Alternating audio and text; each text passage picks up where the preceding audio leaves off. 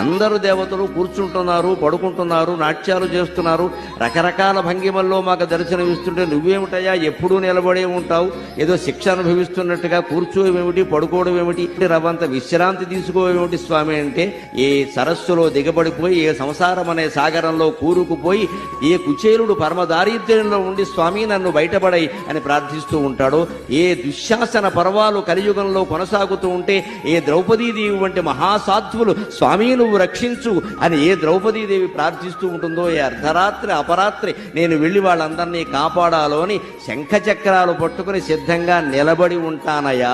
పడుకుంటే లేచి బయలుదేరడం కష్టం కదా, ఎవరికైనా దేవుడికైనా. ఎవరో మేలుకొలుపు పాడాలి, సుప్రభాతం పాడాలి, లేవాలి, బయలుదేరాలి. అంతకంటే నిలబడి సిద్ధంగా ఆయుధాలతో సహా ఉంటే వెళ్ళి కాపాడొచ్చును కదా అని నిలబడి ఉంటానయ్యా అనే సమాధానాన్ని స్వామి నా మనస్సులో స్ఫురింపజేశారు శ్రీ వెంకటేశ్వర లీలగా.